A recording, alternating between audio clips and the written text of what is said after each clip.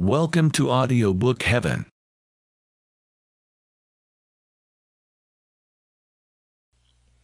The Odyssey by Homer. Translated by Samuel Butler. Book number 11. The Visit to the Dead. Then, when we had got down to the seashore, we drew our ship into the water, and got her mast and sails into her. We also put the sheep on board, and took our places, weeping and in great distress of mind.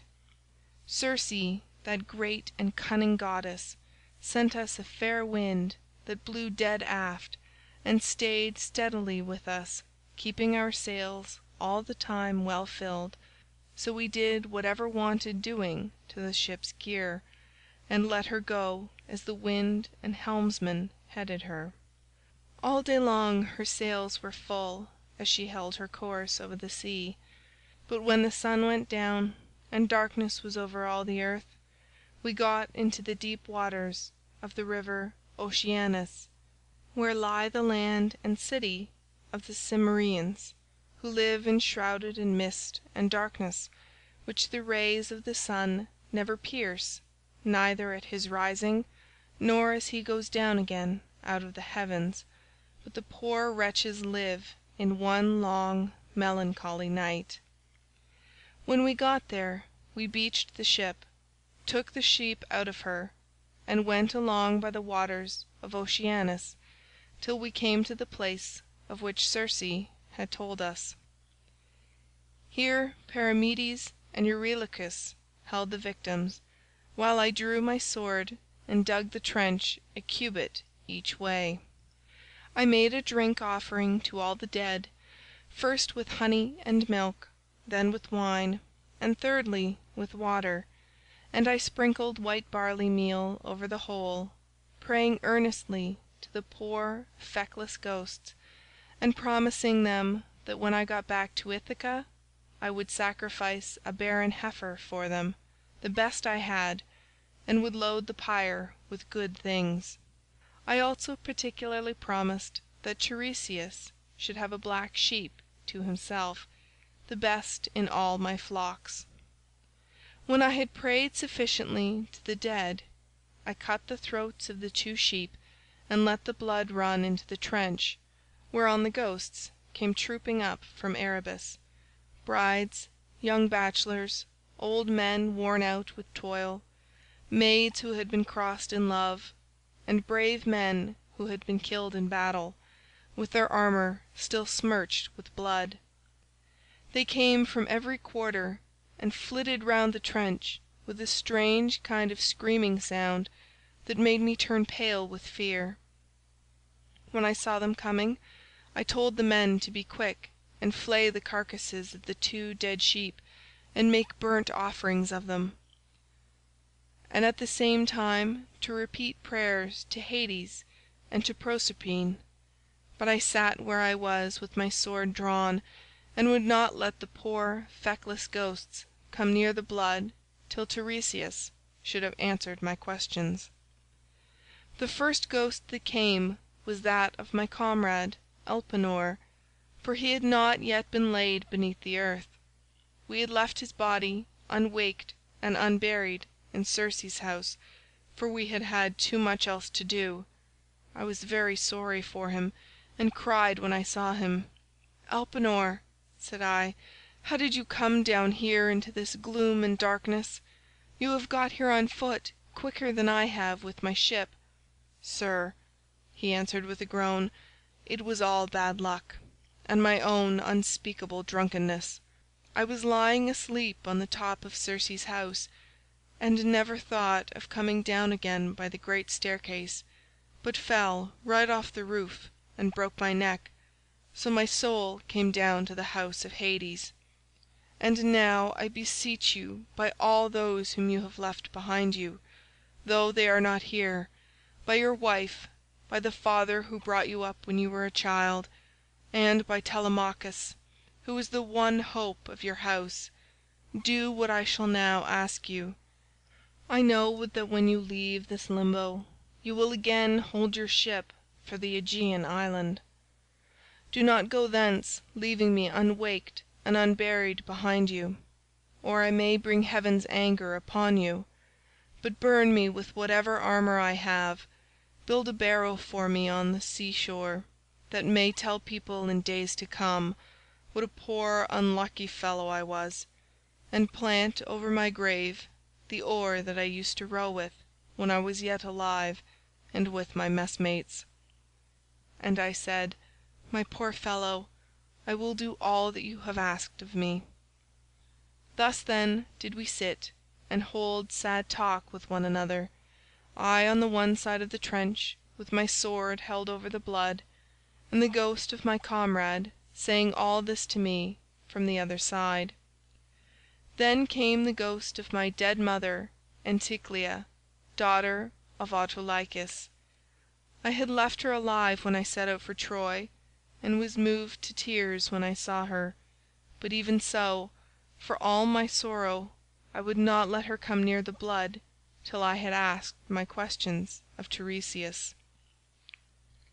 Then came also the ghost of Theban Tiresias, with his golden sceptre in his hands. He knew me, and said, "Ulysses, noble son of Laertes, why, poor man, have you left the light of day, and come down to visit the dead in this sad place? Stand back from the trench and withdraw your sword, that I may drink of the blood and answer your questions truly." So I drew back, and sheathed my sword, whereon, when he had drank of the blood, he began with his prophecy. "You want to know," said he, "about your return home, but heaven will make this hard for you. I do not think that you will escape the eye of Neptune, who still nurses his bitter grudge against you for having blinded his son. Still, after much suffering, you may get home if you can restrain yourself and your companions when your ship reaches the Thrinacian island, where you will find the sheep and cattle belonging to the sun, who sees and gives ear to everything. If you leave these flocks unharmed and think of nothing but of getting home, you may yet after much hardship reach Ithaca, but if you harm them, then I forewarn you of the destruction both of your ship and of your men. Even though you may yourself escape, you will return in bad plight after losing all your men, in another man's ship, and you will find trouble in your house which will be overrun by high-handed people who are devouring your substance under the pretext of paying court and making presents to your wife. When you get home you will take your revenge on these suitors, and after you have killed them by force or fraud in your own house, you must take a well-made oar and carry it on and on, till you come to a country where the people have never heard of the sea and do not even mix salt with their food, nor do they know anything about ships and oars that are as the wings of a ship. I will give you this certain token which cannot escape your notice. A wayfarer will meet you and will say it must be a winnowing shovel that you have got upon your shoulder. On this you must fix the oar in the ground and sacrifice a ram, a bull, and a boar to Neptune. Then go home and offer hecatombs to all the gods in heaven one after the other. As for yourself, death shall come to you from the sea, and your life shall ebb away very gently when you are full of years and peace of mind, and your people shall bless you. All that I have said will come true." "This," I answered, "must be as it may please heaven, but tell me, and tell me, and tell me true. I see my poor mother's ghost close by us. She is sitting by the blood without saying a word, and though I am her own son, she does not remember me and speak to me. Tell me, sir, how can I make her know me?" "That," said he, "I can soon do. Any ghost that you let taste of the blood will talk with you like a reasonable being, but if you do not let them have any blood, they will go away again." On this the ghost of Tiresias went back to the house of Hades, for his prophesyings had now been spoken. But I sat still where I was until my mother came up and tasted the blood. Then she knew me at once, and spoke fondly to me, saying, "My son, how did you come down to this abode of darkness while you are still alive? It is a hard thing for the living to see these places, for between us and them there are great and terrible waters, and there is Oceanus, which no man can cross on foot, but he must have a good ship to take him.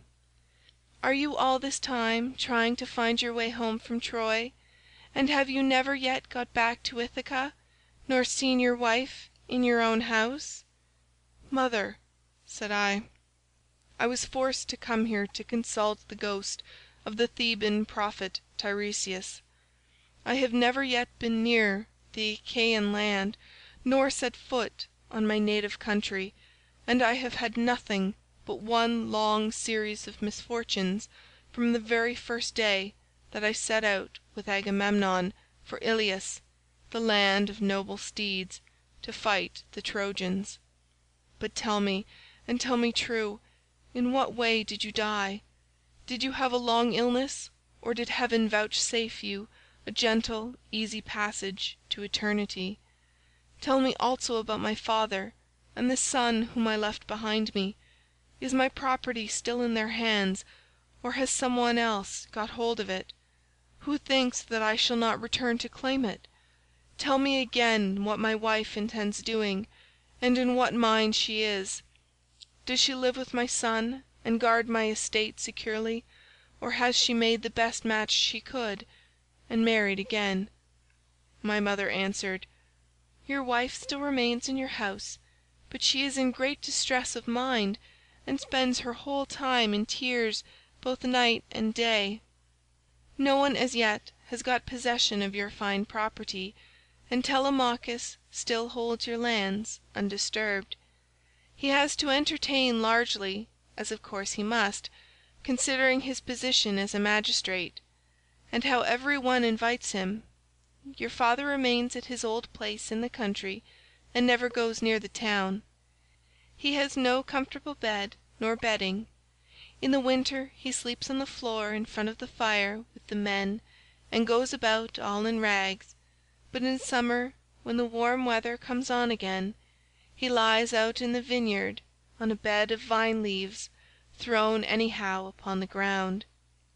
He grieves continually about your never having come home, and suffers more and more as he grows older.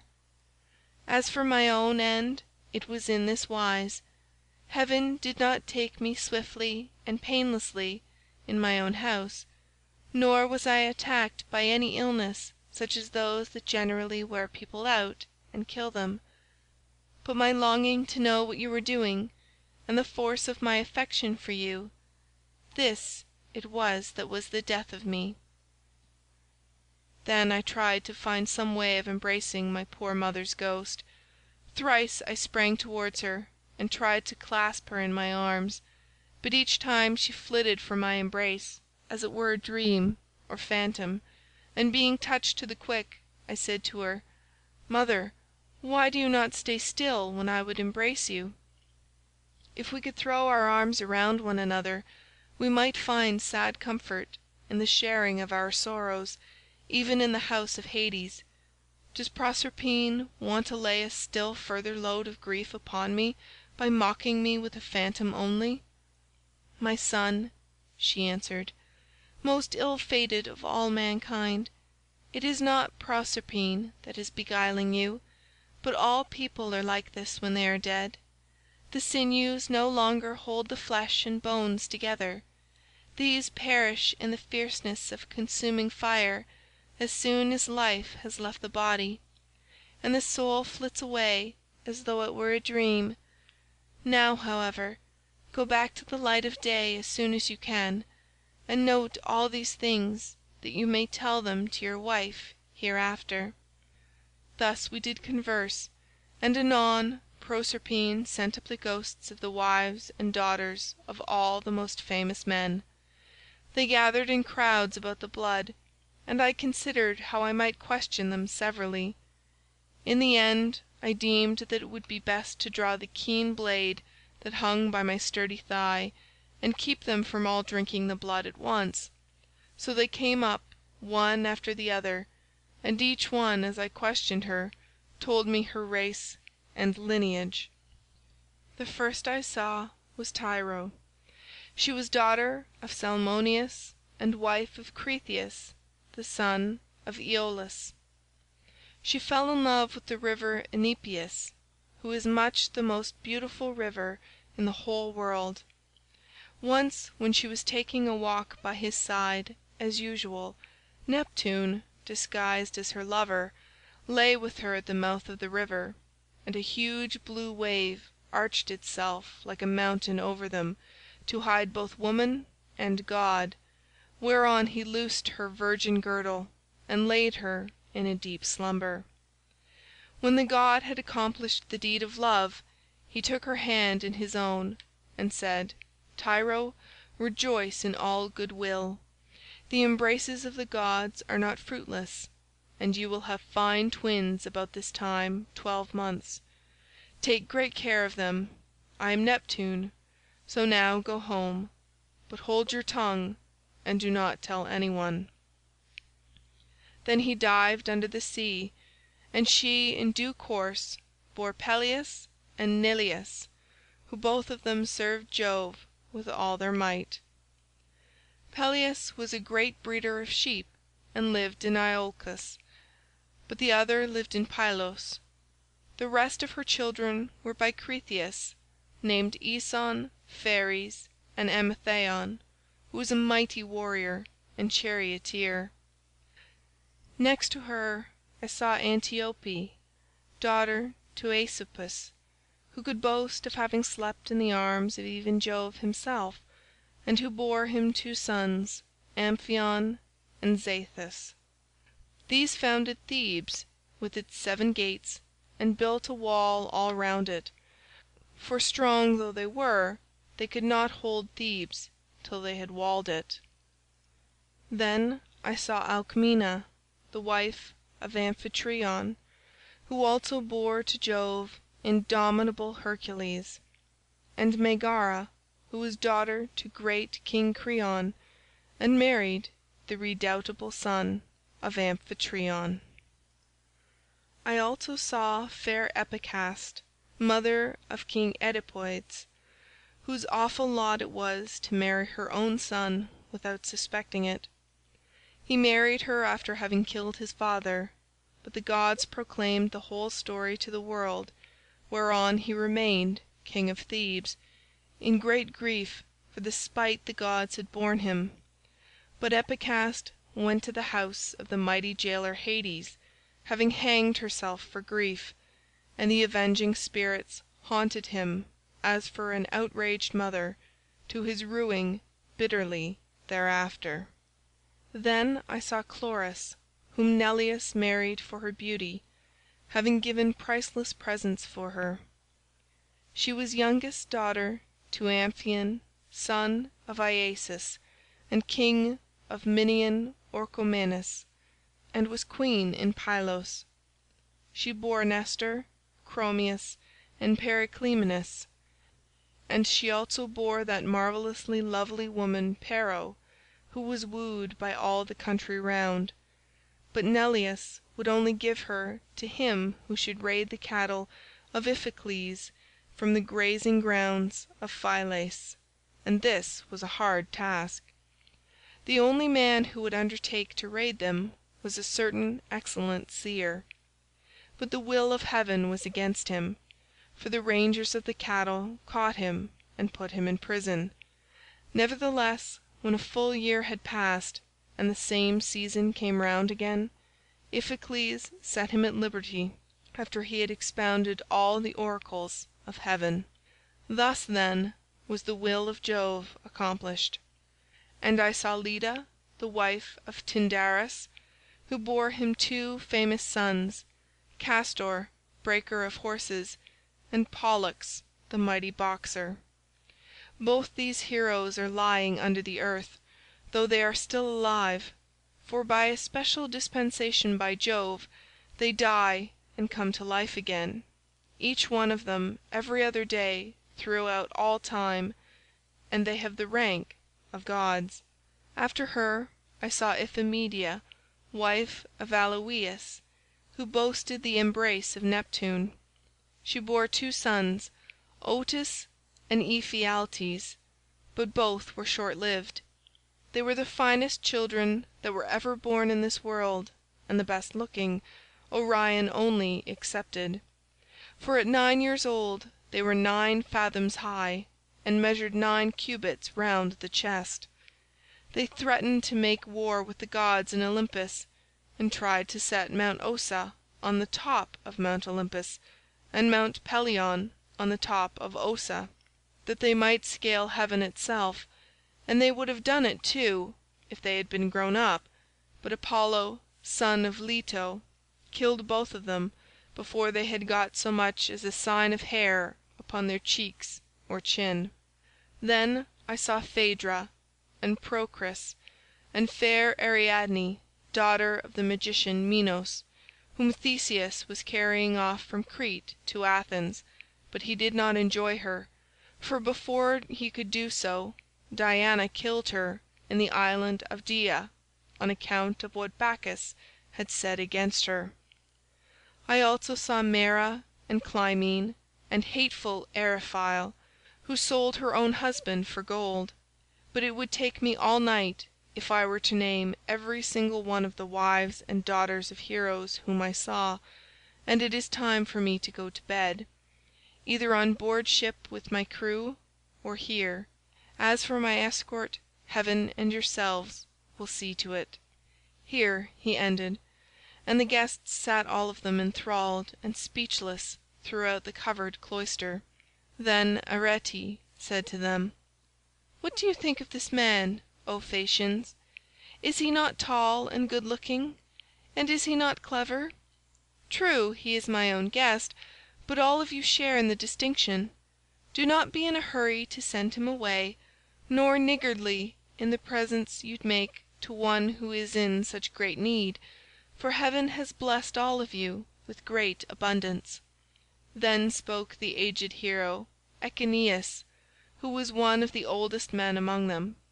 "My friends," said he, "what our august queen has just said to us is both reasonable and to the purpose, therefore be persuaded by it, but the decision, whether in word or deed, rests ultimately with King Alcinous." "The thing shall be done," exclaimed Alcinous, "as surely as I still live and reign over the Phaeacians. Our guest is indeed very anxious to get home, still we must persuade him to remain with us until to-morrow, by which time I shall be able to get together the whole sum that I mean to give him. As regards his escort, it will be a matter for you all, and mine above all others as the chief person among you."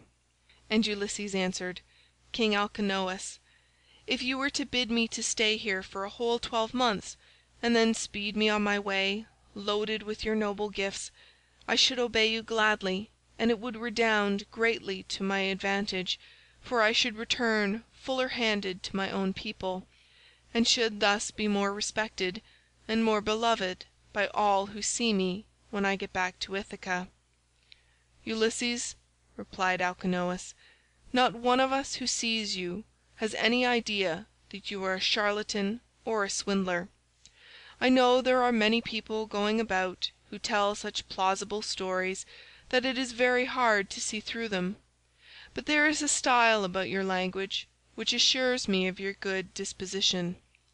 Moreover, you have told the story of your own misfortunes and those of the Argives, as though you were a practised bard, but tell me, and tell me true, whether you saw any of the mighty heroes who went to Troy at the same time with yourself and perished there. The evenings are still at their longest, and it is not yet bedtime. Go on, therefore, with your divine story, for I could stay here listening till tomorrow morning, so long as you will continue to tell us of your adventures." "Alcinous," answered Ulysses, "there is a time for making speeches and a time for going to bed. Nevertheless, since you so desire, I will not refrain from telling you the still sadder tale of those of my comrades who did not fall fighting with the Trojans, but perished on their return, through the treachery of a wicked woman. When Proserpine had dismissed the female ghosts in all directions, the ghost of Agamemnon, son of Atreus, came sadly up to me, surrounded by those who had perished with him in the house of Aegisthus. As soon as he had tasted the blood, he knew me, and weeping bitterly, stretched out his arms towards me to embrace me, but he had no strength nor substance any more, and I too wept and pitied him as I beheld him. 'How did you come by your death?' said I. 'King Agamemnon, did Neptune raise his winds and waves against you when you were at sea, or did your enemies make an end of you on the mainland, when you were cattle lifting or sheep stealing, or while they were fighting in defence of their wives and city?' 'Ulysses,' he answered, 'noble son of Laertes, I was not lost at sea in any storm of Neptune's raising, nor did my foes dispatch me upon the mainland, but Aegisthus and my wicked wife were the death of me between them. He asked me to his house, feasted me, and then butchered me most miserably, as though I were a fat beast in a slaughter-house, while all around me my comrades were slain like sheep or pigs for the wedding breakfast or picnic or gorgeous banquet of some great nobleman. You must have seen numbers of men killed either in a general engagement or in single combat, but you never saw anything so truly pitiable as the way in which we fell in that cloister, with the mixing bowl and the loaded tables lying all about, and the ground reeking with our blood. I heard Priam's daughter Cassandra scream as Clytemnestra killed her close beside me. I lay dying upon the earth with the sword in my body, and raised my hands to kill the slut of a murderess, but she slipped away from me. She would not even close my lips nor my eyes when I was dying, for there is nothing in this world so cruel and so shameless as a woman when she has fallen into such guilt as hers was. Fancy murdering her own husband! I thought I was going to be welcomed home by my children and my servants, but her abominable crime has brought disgrace on herself and all women who shall come after, even on the good ones.' And I said, 'In truth Jove has hated the house of Atreus from first to last in the matter of their women's counsels. See how many of us fell for Helen's sake, and now it seems that Clytemnestra hatched mischief against you too during your absence. Be sure, therefore,' continued Agamemnon, 'and not be too friendly even with your own wife. Do not tell her all that you know perfectly well yourself. Tell her a part only, and keep your own counsel about the rest. Not that your wife, Ulysses, is likely to murder you, for Penelope is a very admirable woman, and has an excellent nature. We left her a young bride with an infant at her breast when we set out for Troy.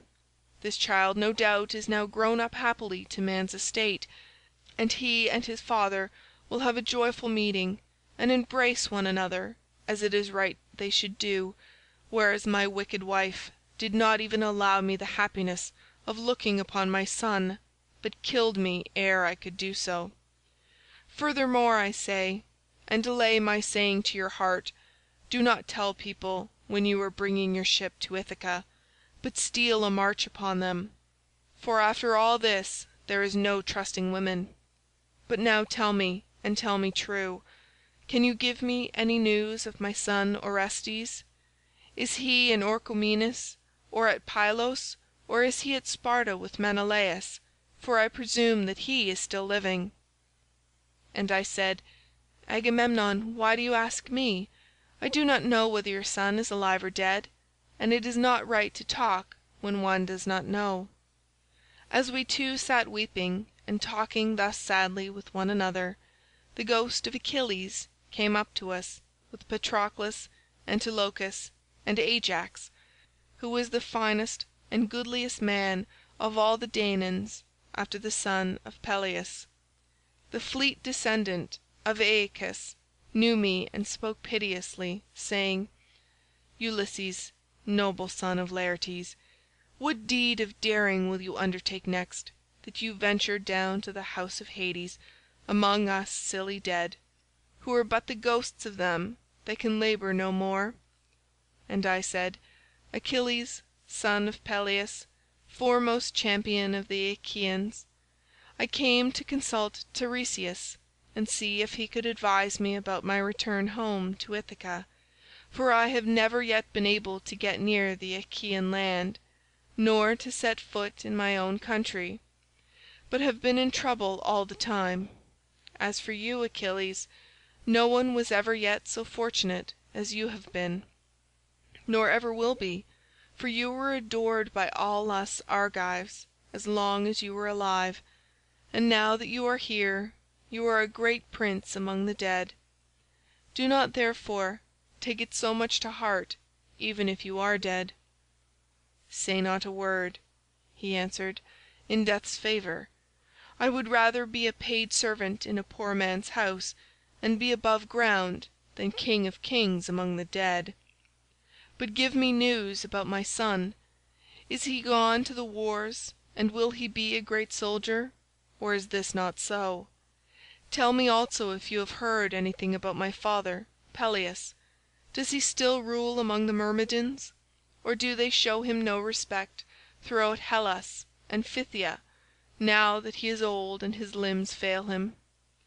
Could I but stand by his side in the light of day with the same strength that I had when I killed the bravest of our foes upon the plain of Troy, could I but be as I then was, and go even for a short time to my father's house, any one who tried to do him violence or supersede him would soon rue it."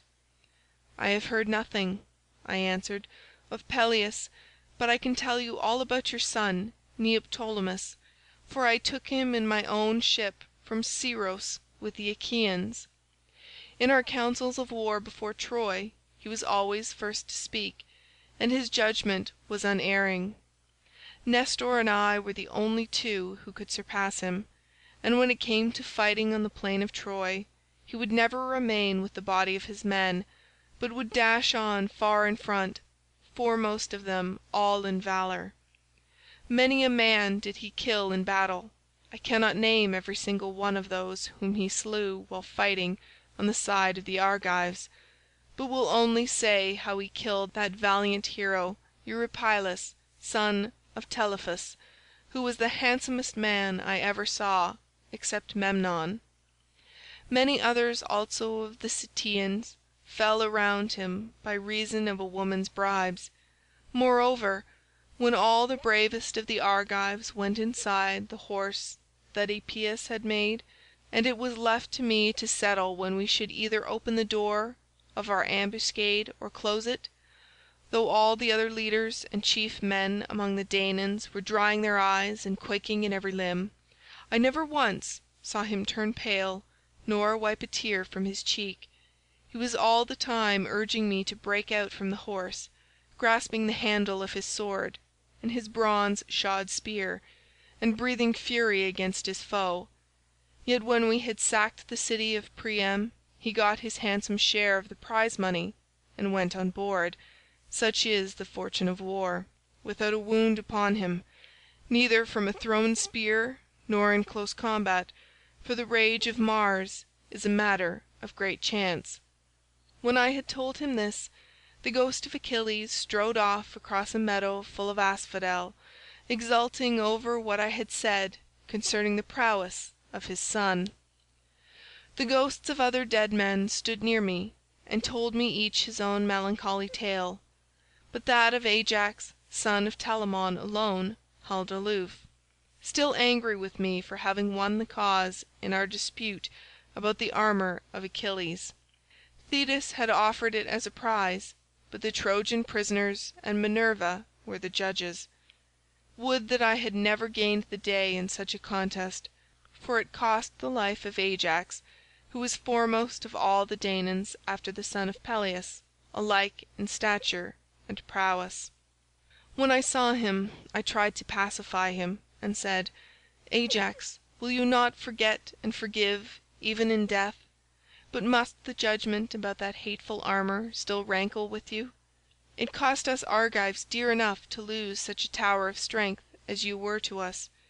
We mourned you as much as we mourned Achilles, son of Peleus himself, nor can the blame be laid on anything but on the spite which Jove bore against the Danaans, for it was this that made him counsel your destruction. Come hither, therefore, bring your proud spirit into subjection, and hear what I can tell you.' He would not answer, but turned away to Erebus and to the other ghosts. Nevertheless, I should have made him talk to me in spite of his being so angry, or I should have gone on talking to him, only that there were still others among the dead whom I desired to see. Then I saw Minos, son of Jove, with his golden sceptre in his hand, sitting in judgment on the dead, and the ghosts were gathered sitting and standing round him in the spacious house of Hades, to learn his sentences upon them. After him I saw huge Orion in a meadow full of asphodel, driving the ghosts of the wild beasts that he had killed upon the mountains, and he had a great bronze club in his hand, unbreakable for ever and ever. And I saw Tityus, son of Gaia, stretched upon the plain and covering some 9 acres of ground. 2 vultures on either side of him were digging their beaks into his liver, and he kept on trying to beat them off with his hands, but could not, for he had violated Jove's mistress Leto as she was going through Panopeus on her way to Pytho. I saw also the dreadful fate of Tantalus, who stood in a lake that reached his chin. He was dying to quench his thirst, but could never reach the water, for whenever the poor creature stooped to drink, it dried up and vanished, so that there was nothing but dry ground, parched by the spite of heaven. There were tall trees, moreover, that shed their fruit over his head, pears, pomegranates, apples, sweet figs and juicy olives, but whenever the poor creature stretched out his hand to take some, the wind tossed the branches back again to the clouds. And I saw Sisyphus at his endless task raising his prodigious stone with both his hands. With hands and feet he tried to roll it up to the top of the hill, but always, just before he could roll it over on to the other side, its weight would be too much for him, and the pitiless stone would come thundering down again on to the plain. Then he would begin trying to push it uphill again, and the sweat ran off him, and the steam rose after him. After him I saw the mighty Hercules, but it was his phantom only, for he is feasting ever with the immortal gods, and has lovely Hebe to wife, who is daughter of Jove and Juno. The ghosts were screaming round him like scared birds flying all whithers. He looked black as night, with his bare bow in his hands and his arrow on the string, glaring around as though ever on the point of taking aim. About his breast there was a wondrous golden belt, adorned in the most marvellous fashion with bears, wild boars, and lions with gleaming eyes. There was also war, battle, and death. The man who made that belt, do what he might, would never be able to make another like it. Hercules knew me at once when he saw me, and spoke piteously, saying, 'My poor Ulysses, noble son of Laertes, are you too leading the same sorry kind of life that I did when I was above ground? I was son of Jove, but I went through an infinity of suffering, for I became bondsman to one who was far beneath me, a low fellow who set me all manner of labours. He once sent me here to fetch the hell hound, for he did not think he could find anything harder for me than this, but I got the hound out of Hades and brought him to him, for Mercury and Minerva helped me.' On this Hercules went down again into the house of Hades, but I stayed where I was in case some other of the mighty dead should come to me. And I should have seen still other of them that are gone before, whom I would fain have seen, Theseus, Pirithous, glorious children of the gods, but so many thousands of ghosts came round me, and uttered such appalling cries, that I was panic stricken lest Proserpine should send up from the house of Hades the head of that awful monster Gorgon. On this I hastened back to my ship, and ordered my men to go on board at once and loose the hawsers. So they embarked and took their places, whereon the ship went down the stream of the river Oceanus. We had to row at first, but presently a fair wind sprang up. End of Book 11.